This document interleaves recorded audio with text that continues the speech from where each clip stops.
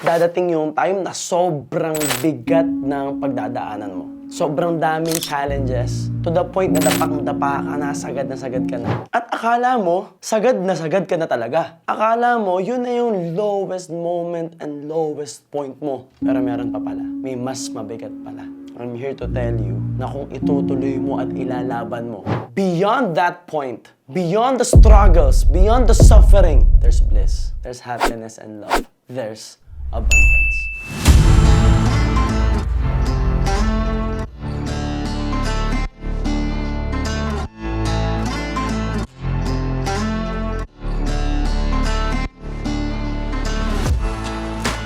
Yes, good day to you guys and welcome to another episode of Principles by MJ Lopez. Here in this podcast, we will talk about life, business, career, leadership, entrepreneurship, and success principles that you can use to manifest and create the life that you want.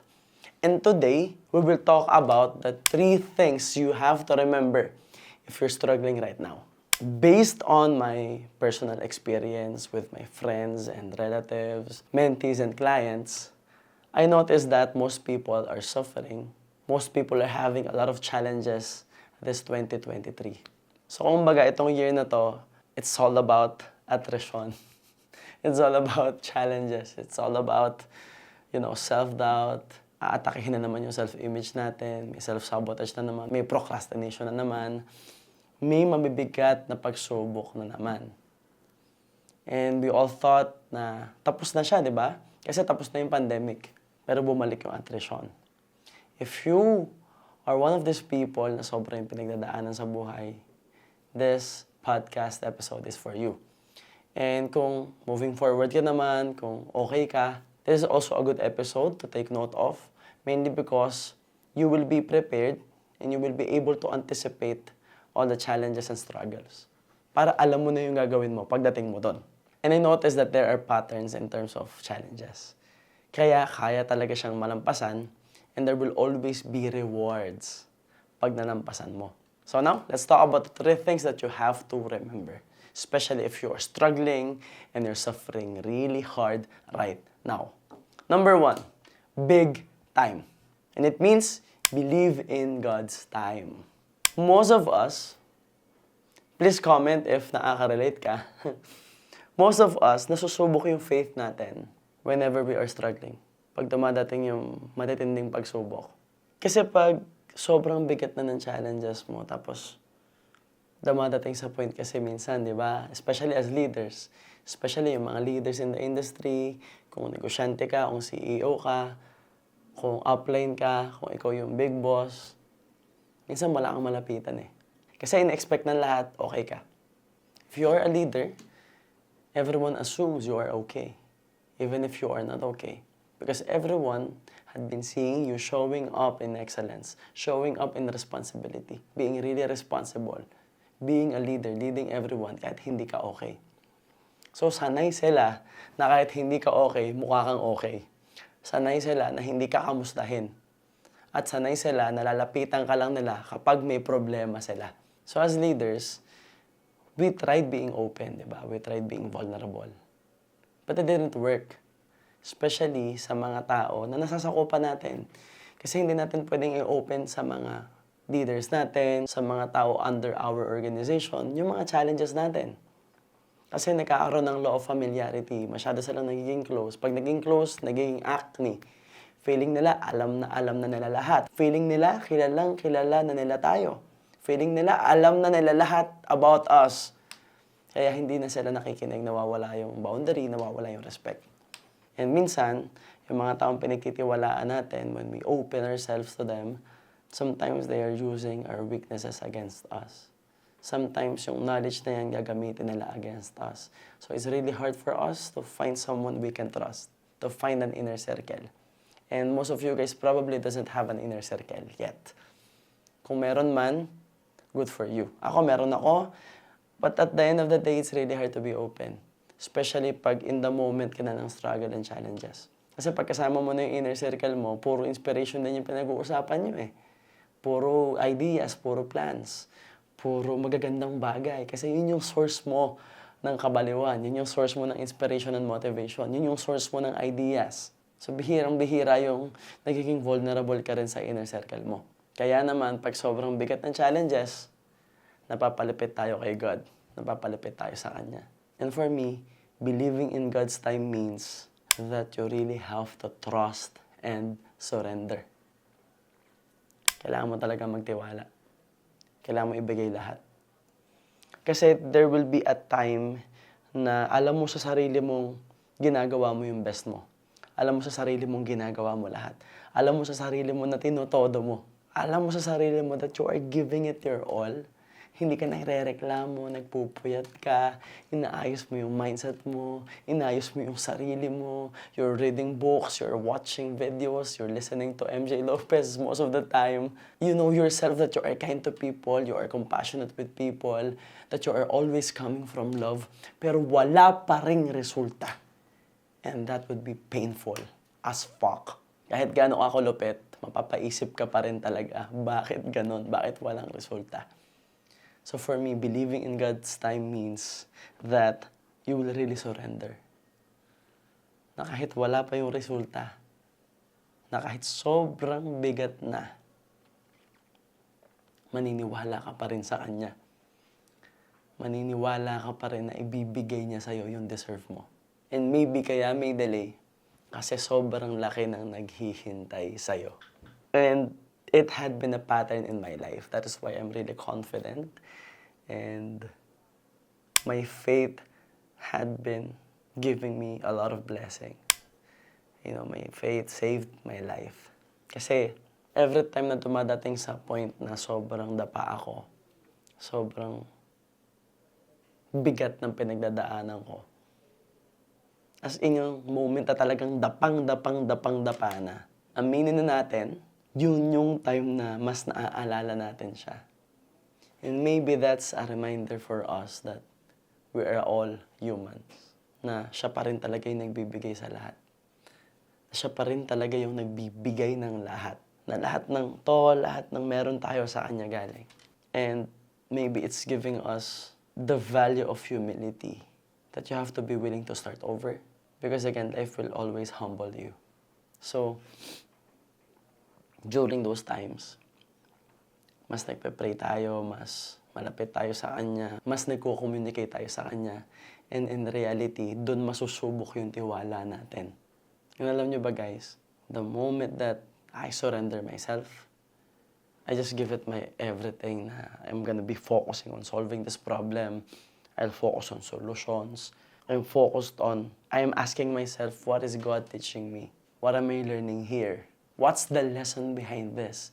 Kasi imposibleng walang lesson to. And as I focus on taking action, doing my best, giving everything I have, and then trusting, having faith, that I will receive what I deserve. Guys, sobrang grabe, doble, triple, 10x yung blessing na dumadating. Something na hindi ko rin ine-expect. Tandaan nyo to guys. If the challenges that you have right now is something that you don't expect, understand that the blessings you will receive is something that you also don't expect. Kasi sobrang daming ibibigay. Sobrang laki ng ibibigay. Sobrang daming blessings yung ibibigay. As long as malampasan mo yung pagsubok. Just make sure lang that you trust God. That you believe in God's time. So it had been a pattern in my life na every time na ang bigat ng pinagdadaanan, talaga nasa isip ko, may tinuturo sa akin to. Another thing that you have to take note of, all the challenges that you have right now is realignment. You will be realigned with your purpose. That the challenges that you have right now will filter all the negativity and all the toxicity kasi mapipiga ka talaga eh. Mapipiga ka to the core and to your essence. Kaya mas makikilala mo yung sarili mo. And the best time to learn about yourself, to learn about your own leadership, to learn about you is during struggles, during pain. So, dito mo mas makikilala yung sarili mo. Pangalawa, dito mo makikilala sino yung mga totoong kaibigan mo. Sino yung mga totoong tao? Sino yung mga taong makakasama mo sa future? Sino yung mga taong deserve makasama sa future na binibuild mo? Because there's a famous saying, if your phone is not ringing during your lowest moments, don't answer the phone during your success. Kasi pag walang nangangamusta sa'yo, walang tumatawag sa'yo sa lowest moment mo, huwag kang mag-expect na yung mga tatawag sa'yo during your success ay may malasakit sa'yo. So dito mo makikilala yung mga taong pwede mong pagtiwalaan. Dito mo makikilala yung mga taong makakasama mo talaga hanggang huli. Yung mga taong worth ng tiwala mo.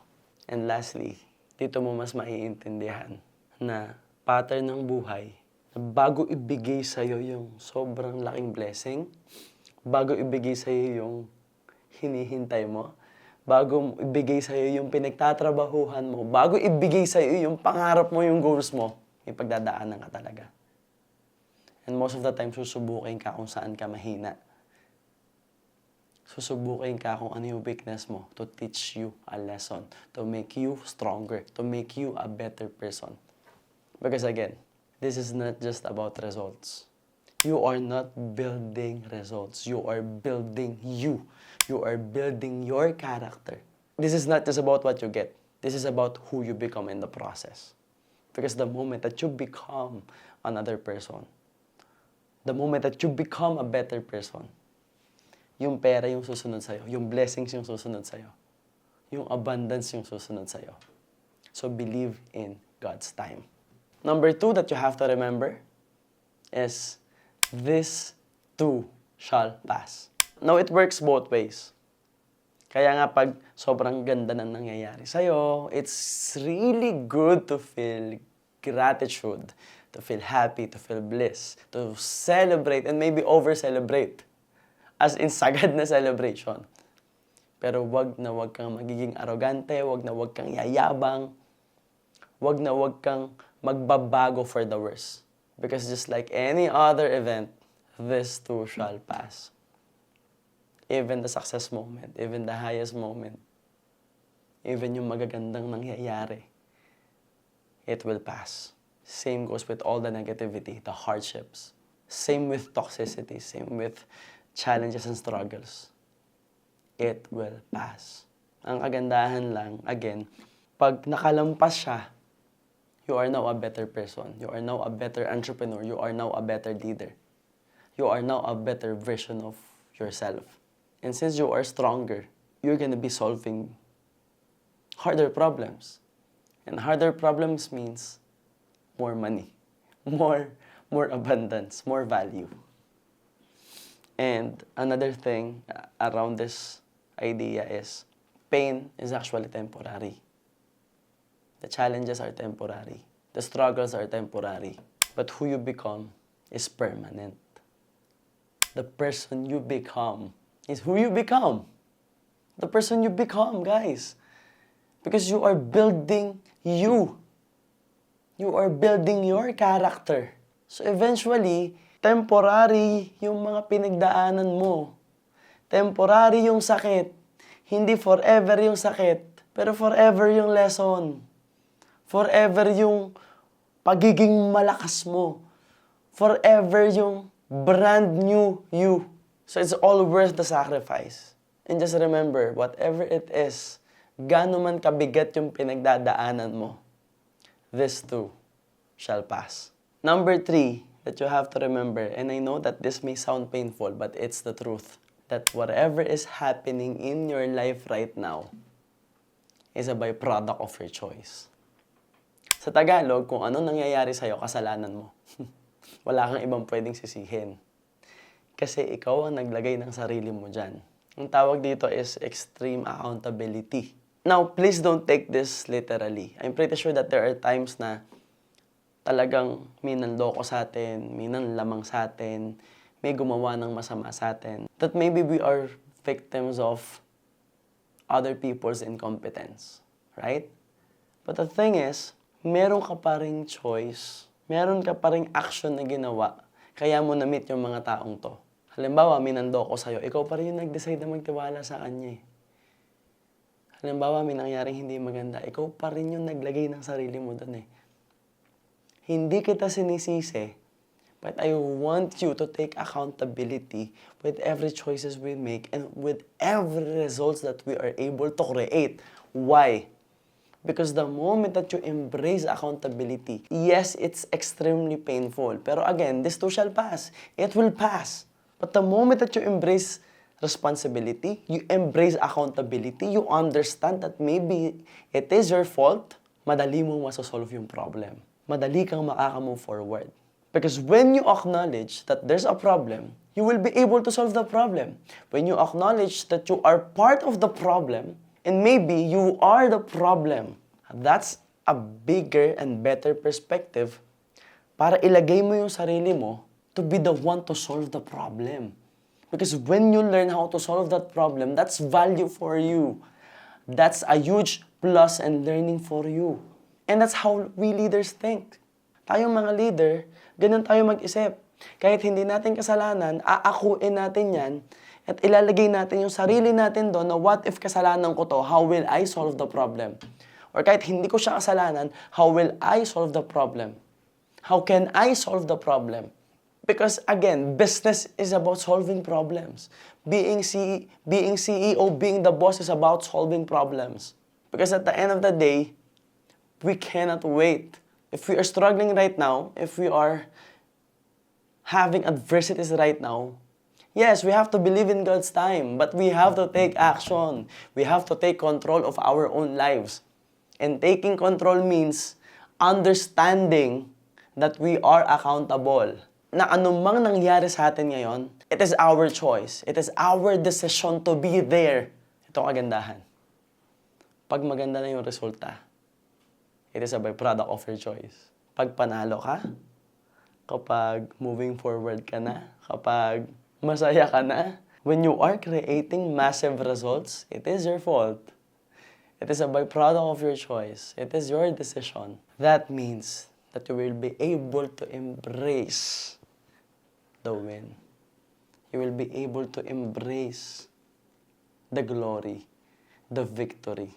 Kasi para ma-embrace natin yung panalo natin, para ma-enjoy natin yung panalo natin, para ma-enjoy natin yung yaman, yung pera, yung resultang meron tayo, at mga resultang parating pa, we have to take accountability first. Kailangan tanggapin muna natin na may mali tayo. Na may mali tayong desisyon, na nagkamali tayo ng choice, na nagkamali tayo ng action, na tayo ang may kasalanan. Ganun talaga.